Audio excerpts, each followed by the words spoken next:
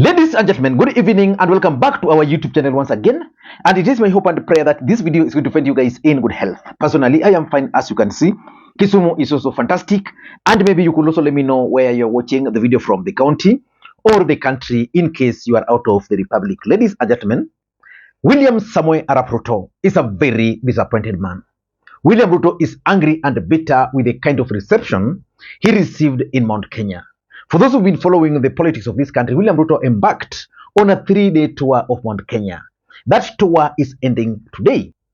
But let me just share with you one of the photos which I picked from Pauline Njoroge's post on Facebook. First of all, let me just read for you what Pauline Njoroge posted about the tour. Watu wa mlima kwani walienda wapi? Hawataki kulaki mfalme. And you can clearly see and tell from the first photo there, which is William Ruto addressing the residents. And clearly, people are not around the president. This is unusual of President William Ruto. In an ordinary circumstance, William Ruto would be surrounded by people. Of course, currently William Ruto is the president of the Republic of Kenya, but again, something was wrong here. Then in the second photo is Irungu Kang'ata wa Mabarua. Irungu Kang'ata wa Mabarua. And he's also addressing people, but you can clearly tell the people around him there. There are very few. Clearly, most of them are either chiefs, assistant chiefs, and William Ruto's security. So the question is, what's really happening to William Ruto? Why is William Ruto receiving cold reception in Mount Kenya? It actually began somewhere in Kiambu when Thika town member of parliament, Alice Ng'ang'a, decided to start campaigning for gubernatorial seat in 2027.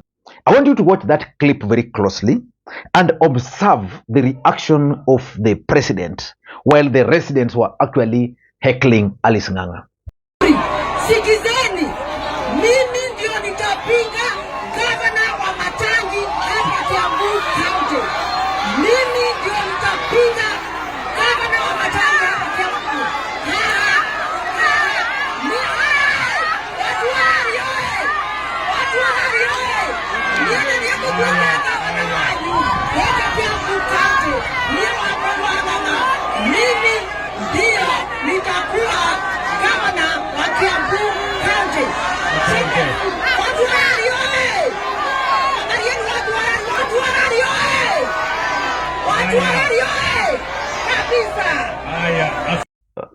And as usual, Rigathi Gachagua had to step in to try and warn the residents of Mount Kenya from shaming the president.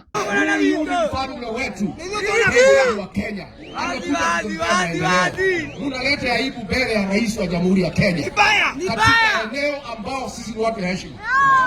Mimi rais nimeona aibu nikiwa kiongozi hapa. Nimeona aibu sana na mimi hiyo maneno sitaki. Rais amekuja kutusaidia kuleta maendeleo. Hatutaki hiyo maneno tena. Tumekubaliana. Kwa hivyo rais, kama utawapatia nafasi hapa waongee, tunataka tuone heshima. Kama upendi vile governor anasema, nyamaza. Kama utaki MP, nyamaza. Alafu siku ya debe, si utaonana na yeye? Kwanza rais, hii watu wetu pale kwa debe wako fujo sana. And then I also came across this video of the residents of Larry where the heckling took place, trying to apologize to William Samoei Arap Ruto, which means something is wrong somewhere. Tungeomba msamaha kwa president. Kwa kuwa sisi wakaazi tulikuwa tunaletewa maendeleo. Lakini hiyo tukurupu kidogo kidogo ilikuwa imeungwa huko kutoka huko kando kando ikakuja kufuruga amani, na tunaomba msamaha na tunaambia president ako karibu tena. Ukagoya.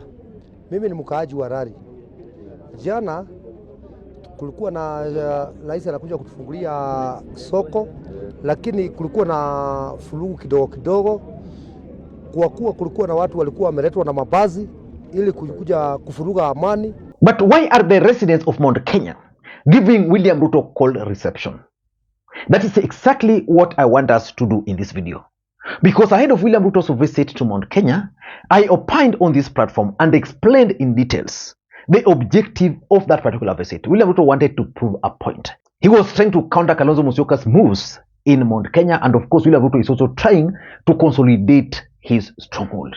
So in this video, I want us to look at the reasons why the residents of Mount Kenya are giving William Ruto cold reception. Before we do that, for those who are watching this channel for the first time, please take a second or two, click that subscribe button so that next time we produce a video like this, YouTube will automatically notify you. And to the subscribers, I want to continue thanking you guys for your continued support, because without that support, this channel cannot be where it is. Ladies and gentlemen, without any further ado, allow me to dive in. But before you dive in, allow me to thank the following people. You are seeing their names on the screen there for the coffee which they sent to me earlier today. I'm so grateful because it goes a long way in supporting the channel. You can also do the same using the numbers you are seeing on the screen. Today is actually Friday and it's the best day. I'm waiting for Ligang to do their thing. Ladies and gentlemen, why do you think the residents of Mount Kenya are giving William Ruto cold reception?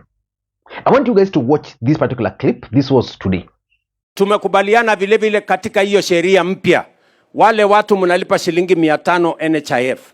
Kama mapato yenu iko chini, tunataka kufanya assessment, ndio wale mapato yao iko chini tuwapunguzie kutoka 500 ikuje 300 kila mwezi. Ndio watu wengi waweze kulipa. Jambo la tatu, tumekubaliana vile vile ya kwamba kuna wananchi wengine wako na mapato ya chini zaidi. Hata hiyo 300 kila mwezi hawawezi kulipa. Si ni kweli? And I also want you guys to watch. This was yesterday. Si niliwaambia kitandawili haitaanza? Kazi ndio itaendelea. Ndio hii tumekujia. Nakumbuka nilisimama hapa na nikawaambia mpango ya hii maji.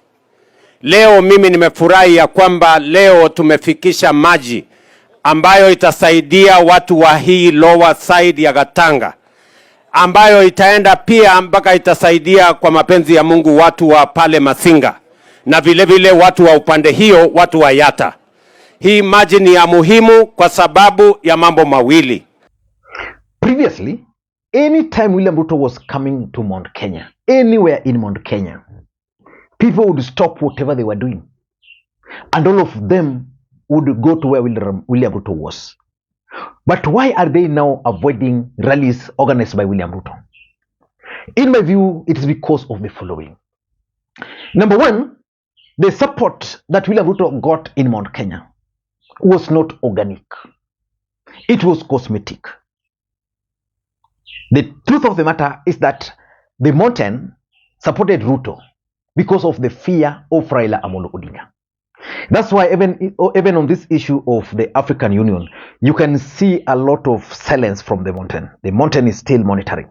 They never loved Ruto per se. The guy Mount Kenya really loved was Uhuru Muigai Kenyatta.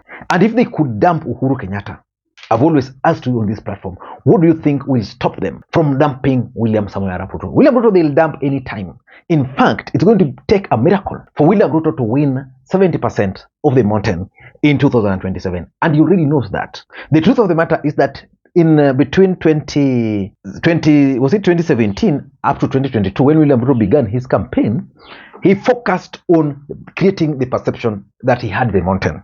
And it worked for him. Ultimately, he was able to cause friction between Mount Kenya and Uhuru Kenyatta. And they had no option but to vote for him. But the truth is, during those times, William Ruto would mobilize crowd. He had a team which would mobilize crowds wherever he was in the mountain because he wanted to create that perception. I remember during the campaigns when William Ruto came to Kondele and stoned his own convoy, I told you because the rally was massive. And most people believe that for the first time William Ruto was going to get votes in Kondele. And I told you guys that there was no way William Ruto was going to get votes in Nyanza.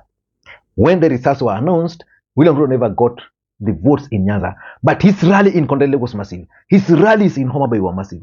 William Ruto's rallies in Migori were massive. Why? Because he really invested in mobilization. In the mountain, I'm told William Ruto had a team up to the village level. So that if their leader were told, okay, tomorrow William Ruto is coming to Lare, that information will reach that network and they'll easily make themselves available. That network is no longer there. So the truth is, William Ruto's support in the mountain was cosmetic.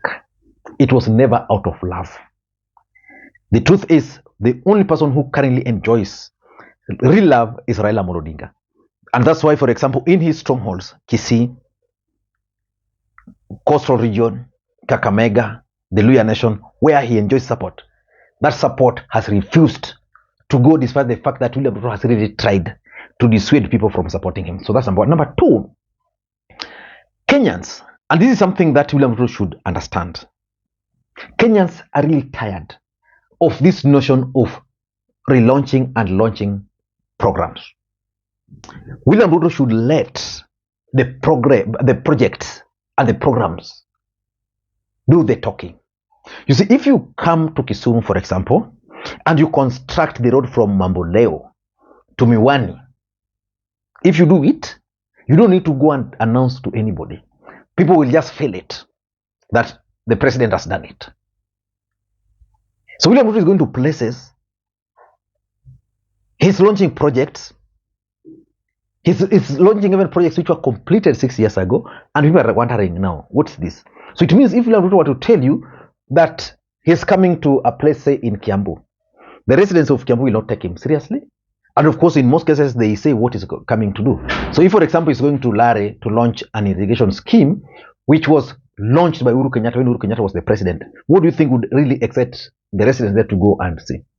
What about the Mau Mau Road? If he's going to Mau Mau Road to launch it, and the people know that that road, if Uhuru Kenyatta was still in power, would have been complete by now.